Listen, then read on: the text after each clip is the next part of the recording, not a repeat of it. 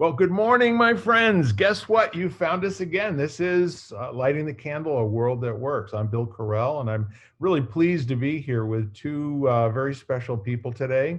One of our standard, the poles in the tent are all of equal length around here, and Lisa is one of the founding members, and it's a really good to have you back again, Lisa Sheehan. Thank you. So, in addition to that, we've got a new gentleman that I've just met, and I'm looking forward to meeting and understanding his way of thinking as much as you are, folks. And just to recap for you, we do this, and we've been doing it now for a whole year. Can you believe that? Just under 70 episodes that we have recorded.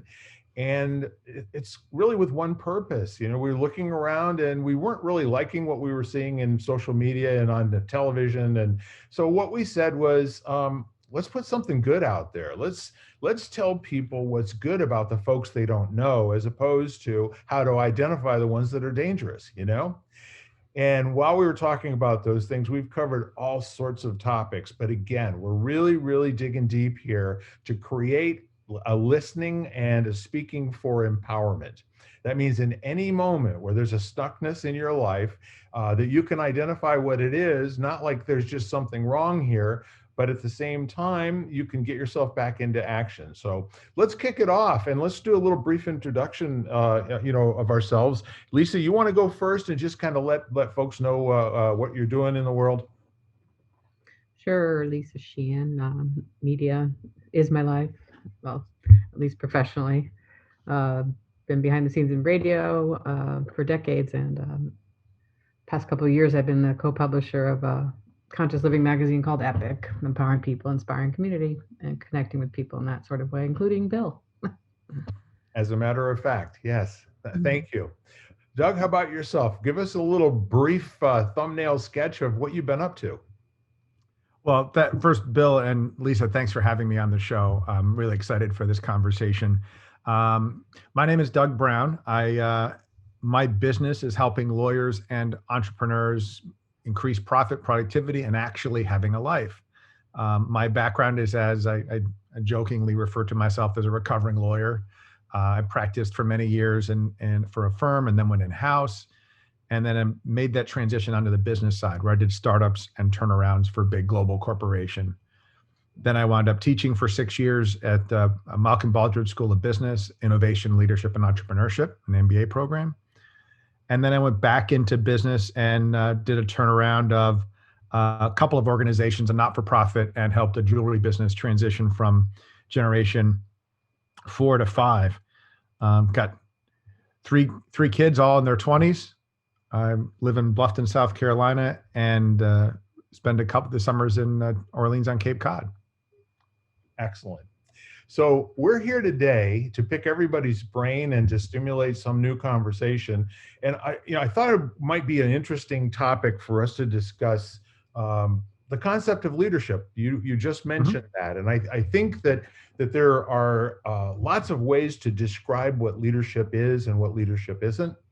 And I'm really interested in being able to focus on when something is occurring in your life, or our listeners' lives, as they're seeing things on TV or in social media or on Facebook or wherever they are at a family gathering. What is it that actually initiates a leadership conversation, and how does leadership get propagated into the world? Whoa, we could do a whole class on that. I think that the big idea with leadership is that it's a behavior. It's not a title or a role, that there are lots of people in all kinds of different roles that are leaders, and your role as leader depends on the situation. And a lot of people think about leadership as leading other people, but the disciplines have to start with yourself. Mm-hmm. And creating, a compelling vision for the future, having opportunities to motivate yourself and other people and inspire. And really, I was going to say inspire them, but it's more unlocking their own inspiration. We used to think that leadership was, well, the leader has to bestow upon the followers all of the things the followers need. And my view is the leader has to unlock the motivation and the skills and the aptitudes and abilities of the followers. And if they can't figure out how to do that, they're not much of a leader. Sounds great. Lisa, any thoughts? Well, because I'm sure we've all seen people in leadership roles that do not inspire.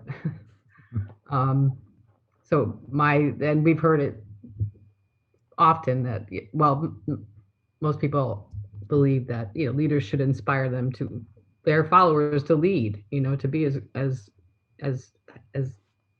high up as they are, and to even go beyond their leadership status. So, and we mentioned elders the other week. You can't call yourself an elder just because you're old. There has to be some qualities that you have in your being that people admire and want to know more about. And I think that's the same thing that applies to leadership in any age group, because anybody could be a leader.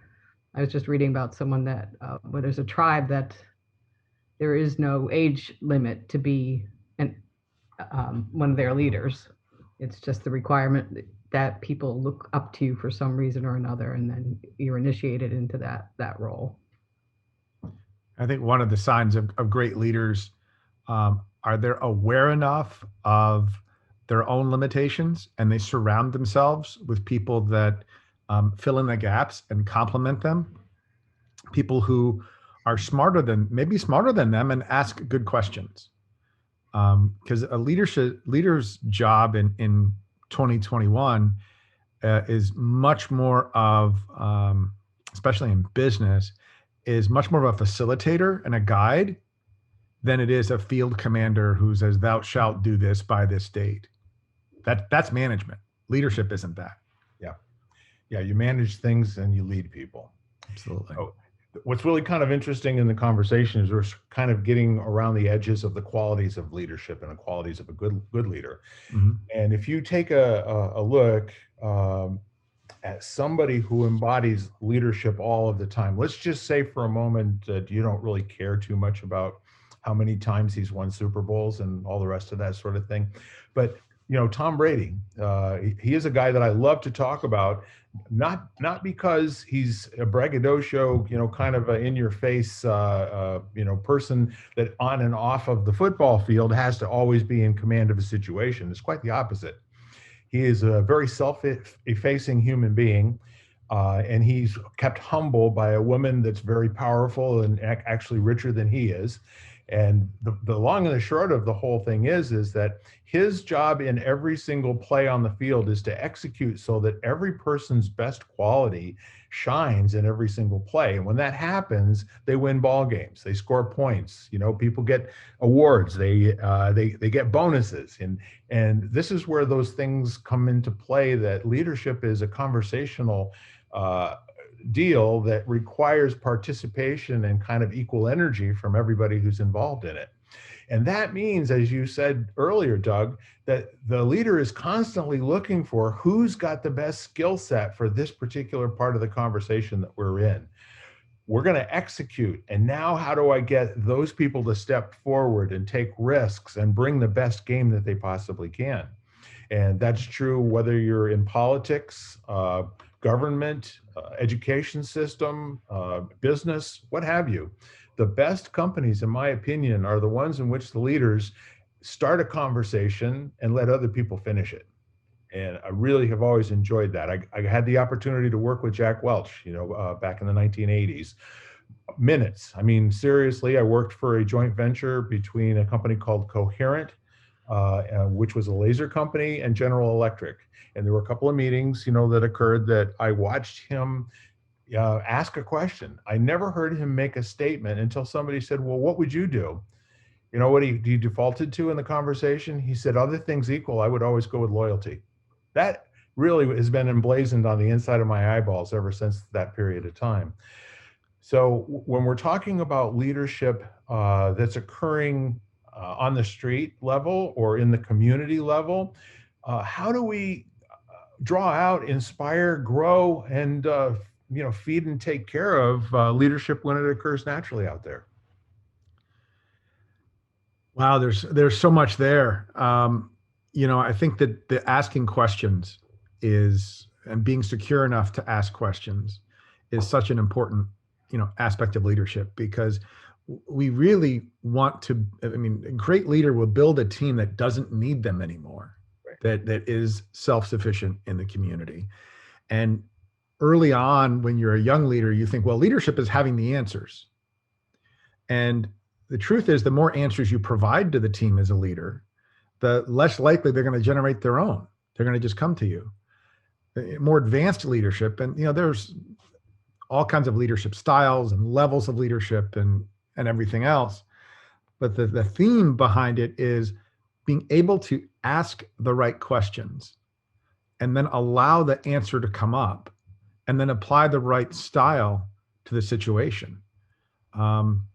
Sometimes you want to be really collaborative, and you have time and space. But if you're always using the collaborative style, then that's not good. Just like if you're always using the coercive style, that's not good. I think that those who actually go out there with just a sense of service and purpose to stay focused on what is it that they're trying to accomplish. And you look at the leaders, like you said, Tom Brady, right? I love talking about sports figures because I'm an executive coach, and I do for entrepreneurs and executives what Bill Belichick does for Tom Brady and the team, providing the structure and the leadership. And if you ask Tom Brady, it's not about Tom Brady. You can say he's the greatest of all time, but that's because of the people around him. And I mean, his qualities as a leader to create a team, not necessarily that his individual skills are the best in every single area. Yeah, Larry Bird comes to mind when you start talking about that. Not the best at any one particular thing, just all around could do it all, Mm-hmm. You're both young. I actually got to see guys like Magic Johnson and Larry Bird and Dr. J, and came up through watching all of that sort of thing.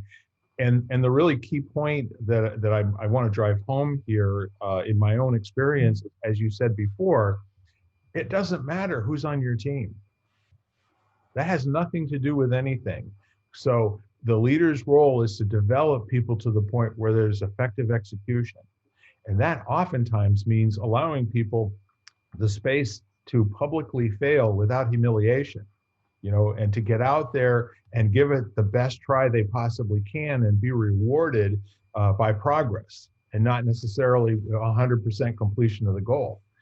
And there are a lot of people, especially from the 40s, 50s, and 60s, who never believed that you become excellent at something by making a sufficient number of mistakes at it, One of my favorite little anecdotes from leadership teaching is the story of WD-40. WD-40, the lubricant that is as ubiquitous as duct tape. You know why it's called WD-40? And the answer is because WD-39 did not work. It's called water. It stands for water displacement. It was their 40th attempt to create the product that we now know and is on all hardware store shelves and in your garage. And the more iterations you have, the higher the quality becomes. And we have been trained as grown-ups. Kids fail all the time. They fall on their face, they get up, they keep walking. But we've somehow been trained that failure is a character flaw. And it's just not. It's how you respond to failure. I've flopped on my face more times than I can count. But I'm going to get up, try to learn something, and move forward. And when I have people come to me, and I often will hear, well, I can't get my team to do this. They won't do that. And it's all about the other people. It's turning it around to say, if you've got a problem with your staff, the first place to look is in the mirror. Because if you can't have that level of accountability to at least ask yourself the question, did I pick the right staff? Was I clear enough in what I asked them to do? Am I giving them the space to do it and make mistakes? Or am I, is it, the beatings will continue till morale improves? Yeah. So it's this sense that you have to be able to accept in yourself and in your team that you're going to flop on your face and then you're going to get up and keep going. That really is a personal choice of leadership. Great leaders have absolutely no attachment to the outcome today. And the very interesting part about watching really good people grow in an environment is to never accept the role as like you're doing something for somebody else, even though the service is so important.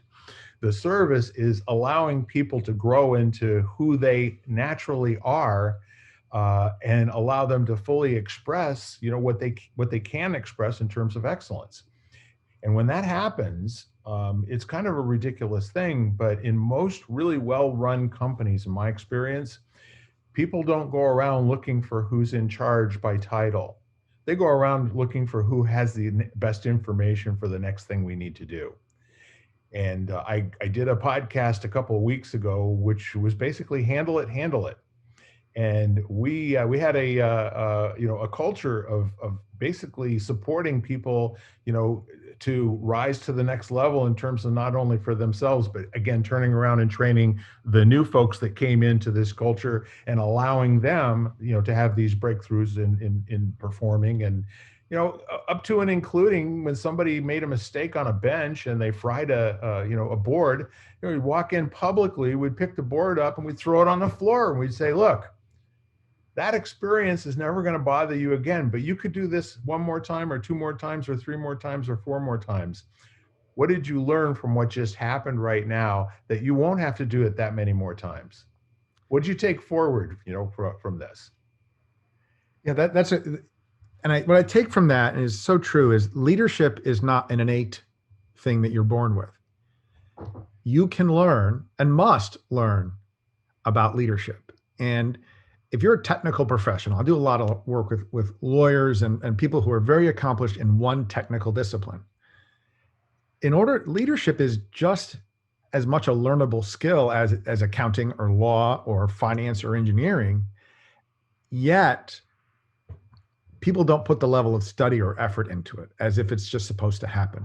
Yeah. But it absolutely can be taught. And there are strategies and processes that leaders use to get same results, just as much as Toyota would use a production line to build a car. We have to move leadership from this squishy soft skill that you either have or you don't, to an essential business tool that can be learned. I'm going to go a step further, Doug. I think if we're going to transform what's happening in communities, we got to bring it into the schools. We have to start at a very early age and train leaders to be excellent at working with other people, collaborating, getting the most out of whatever is available, because you're not always going to have the perfect crew every single time. And I was on some losing teams. I'm going to tell you, I was years where when I first started playing football, we lost 4 games in a row by big margins. The coaches went away and said, these 11 and 12-year-olds are just not getting these, Green Bay Packers plays. There's just far too many motions going on here. So they took like 13 or 14 plays that they were trying to teach us, and they reduced it down to 4, which was basically student body up the middle, student body over to the left, student body to the right, or the pass. But it was almost always give John McCullough the ball, And when they started doing that, and the rest of us could line up behind, seeing some progress, the system, we won nine games in a row after that. And then my younger brother took over because I was too old the following year, and he went 2 more seasons without losing a game. This was because the coaches had the leadership ability to drop back and say, what can these guys do together? How can we make this work? And that transformed everything. So the Ledyard Falcons, this is an early opportunity to get in there, get busted knees and fingers and all the rest of that sort of thing. And every once in a while, have a little bit of self-esteem generated around a group of people, as opposed to just, your own self. Yeah, we so need to teach this in schools explicitly, not just something along the way or extracurricularly. And I don't know, at the risk of being politically incorrect, I don't think, in my opinion, my expert opinion, that taking the competition out of schools and taking the failure option away, that doesn't build leaders. You become a leader through the failures that you work through. And if you're not trained in life that sometimes you're going to give it your best effort and you're going to have done everything right and you're still not going to win the game. Yeah. And, you know, I've seen such character. When I lived in Cheshire, Connecticut for 25 years. I was the sports announcer. I was the PA guy, right? And I saw such character in teams that were getting blown out because they didn't give up. They didn't get on each other's back. They held their heads high. They were upset, but it wasn't going to end their life. And they came back and they fought hard and they learned from that. And that's why sports, but not just sports, teaches that in schools. And we can't be raising special snowflakes who are going to melt when things don't go their way. Yeah. That's not leaders. That's not the people. But I will also say that having been involved in youth sports and high school activities, the amount of leadership happening that we don't hear about on the news is extraordinary. These kids are taking on responsibilities for clubs, for volunteer activities, and they are doing their best to try to become leaders. We need to foster that more. Absolutely. And it's a natural phenomenon. Have you ever noticed that? Oh, yeah. So, we went through a whole lot of statistical quality control training and that sort of thing. And we actually applied it to the management model. And what we were learning was in every department, in every sub-department, there's always somebody who's an informal leader. And you can identify very quickly who that is in asking a question of a group of people and then watch who they turn their head towards to see what their reaction to the question is. Very quickly. I mean, you walk into a new situation, know nobody whatsoever, you ask a question, and if it's, if there's an equal leadership thing going on, then people will answer your question. But if it's not, and it's risky to take, the lead and answer a question, they will look at the person, and then that person, more times than not, will answer the question. So knowing that that's there, and this is a phenomenon, that gives you leverage. It gives you an opportunity in a community. This works when you're walking down the street in a place that you've never been before. And you ask somebody for directions, and then you see the heads all turn, I recommend that you do this, take this practice out into your life and do it a couple, 2 or 3 times over the next week or so, and just see what happens. It's kind of an interesting phenomenon. And one of the things I learned in business is there's the one who talks the most isn't necessarily the leader. Right? There are tremendous leaders who are the last person to speak in the room. They're the ones that when they speak, you should listen. And if you're have the functional job of the leader of a team, part of that job is to identify who are the influencers in the room, who are the leaders, and make sure that everybody has a voice, especially those who are, I'm an extrovert. You're probably an extrovert. Lisa, you might be. Giving the people who are longer, they process differently and they take longer to speak, making sure they have room for a voice. Yeah, I want to ask you a question, Lisa, because since you have been in, media for most of your adult life, and most recently, the magazine that you're working with, Epic. So isn't that about generating leadership and allowing people to come forth and share their expertise with other people or their questions about the world and life? Well, especially in community. And that's why when you were talking about schools and stuff like that, how extracurricular activities are so important. And that I think that applies to children and adults because, that's what led me to pursuing another, an outside venture. And, you see it everywhere. My nephew just became an Eagle Scout and what an important part of his life that was. and also a lifelong resident of Cheshire, Doug. Oh, nice. And my dad was in the first graduating class of the high school, and they had like, everybody played every sport. So, and they never won a game. It was a roughshod group of people, but and that's where I think even in sports and schools is can be considered extracurricular now, because they're getting rid of so many things, and how important it is to keep those programs in schools, and if not, then promote them outside of schools. But then I do have like for your WD-40, there was also another joke that there's a reason it wasn't called Six Up. Yeah, right. And as far as leaders, I think, yes, I mean, you can build the qualities, but I think without compassion and communication within that person, you can't see it. And the functional leaders, like you said, need to be able to notice and recognize those that have the abilities and that natural strength to speak up, and then be able to promote them and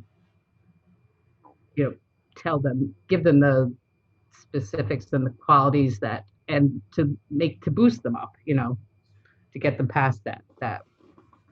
Because I've seen it even in media where somebody comes, they put in a new system or something, and there was that one person everybody looks to that already figured it out.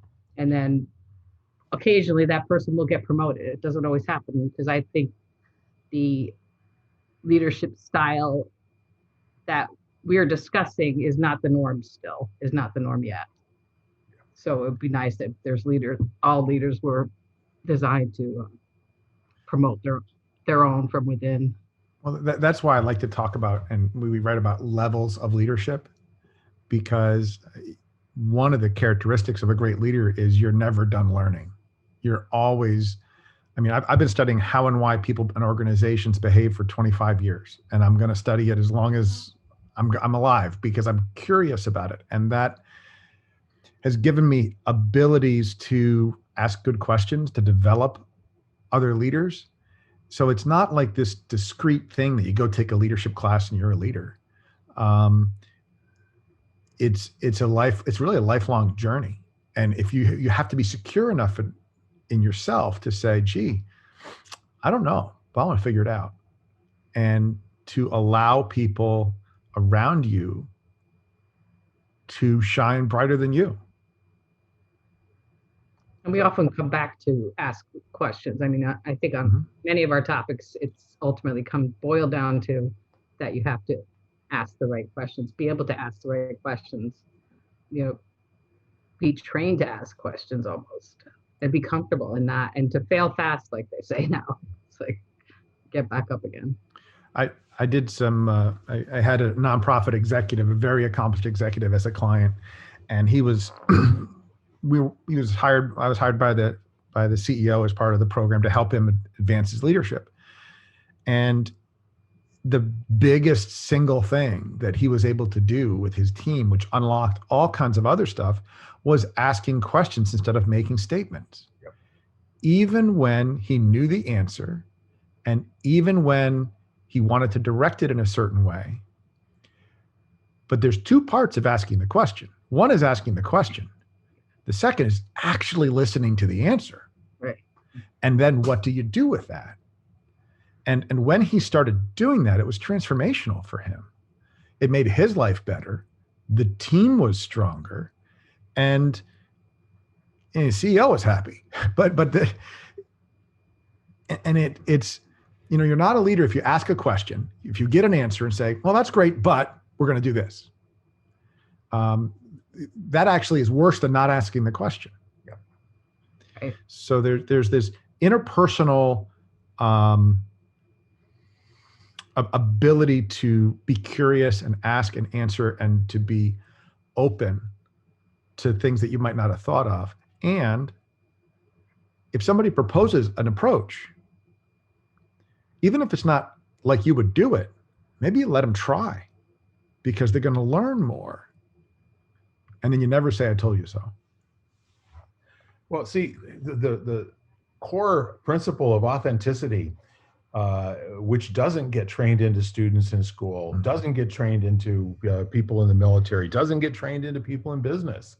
the authentic principle of always be who you are first gives you that, that initial butterflies in your stomach, and then you get fire in your belly once you start to really love watching other people grow and develop.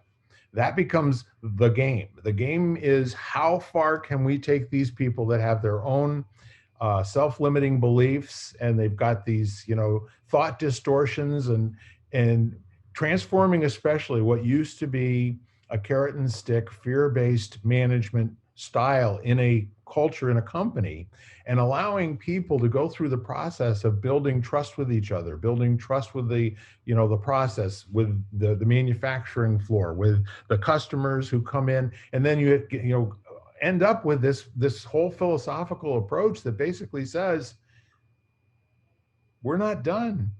Continuous improvement means there's always a bigger, better question. There's always a way for us to improve this and make our product faster, better, stronger, and that everybody owns that process. It doesn't live in engineering. It doesn't live, in the manufacturers of the components. Each and every one of us gets to put our hand in the air and say, I got an idea. What if? And it's the leader at the top of the organization. Yep. Who has to create the culture where it's not only okay, but it's expected to be authentic. Because business in the before time, we might still be in the before time, it's dangerous to be authentic. Mm-hmm. Because if you're authentic, then you're going to show a weakness. And if you show a weakness, somebody's going to beat you over the head with it. And so it has to start at the very top, because it's a culture thing. Yeah. And if you're a leader at the top of the organization, you are a leader 24/7, 365 in everything you do, because everybody's watching all the time. You don't get an excuse. You don't get a day off. And when you make a mistake, because you will, just own up to it. I led a number of organizations, and we all have bad days, and we say something that comes out the wrong way, or we do something we're not proud of. So a leader's going to be able to step away from the situation and come back and own up to it, take accountability. That wasn't the right thing to do. And here's what we're going to do differently. But it can't just be about the other person. It's got to be at the top. I love what you're saying, and the real leader always takes the blame and always gives the credit to somebody else, because there's no empowerment, in identifying who did what wrong. That is such a waste of time in every organization. So the leader says, I asked you to do this. You did your best. Now let's see what we can do from here. And oh, by the way, not only did you fail brilliantly, that was one of the most spectacular belly flops I've ever seen. And I really have to admire that you put 150% into what didn't work out. Will you do that again for me tomorrow? Well, there's a difference, that is a fine distinction between accountability and blame. Everybody needs to be accountable. I learned when I was in business, there was this, the discipline. I did not serve in the military, but I learned the discipline of the after action review from some military reading I was doing. And it's been a powerful tool, because an after action review is trying to figure out, how do you get better without blame? So what did you expect to happen? What actually happened? Why was there a difference? And what do we do differently? That's accountability. It's not blame. And it's up to us as a leader to make sure we maintain that distinction.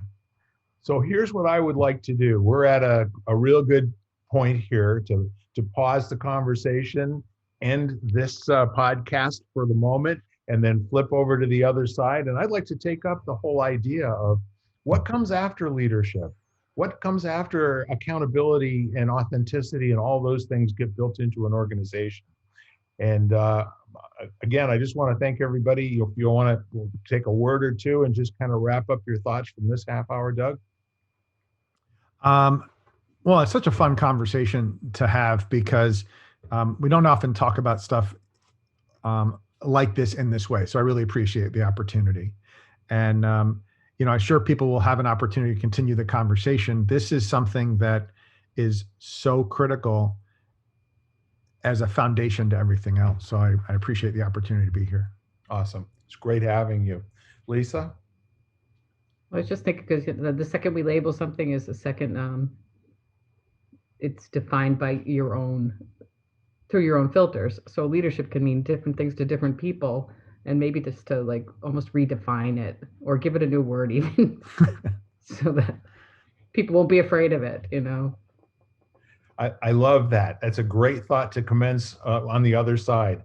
And I really share the same awe of this conversation that you do, Doug. We never know where we're going with this, but our focus is always on the listener, because we want you unstuck in this world. We want your life to be absolutely amazing every single day because you choose to have that life, not because that's what was given to you and can be taken away.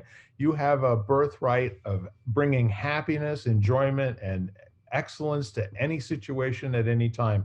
I say, I may not know everything, but that's my hope and desire and dream for you.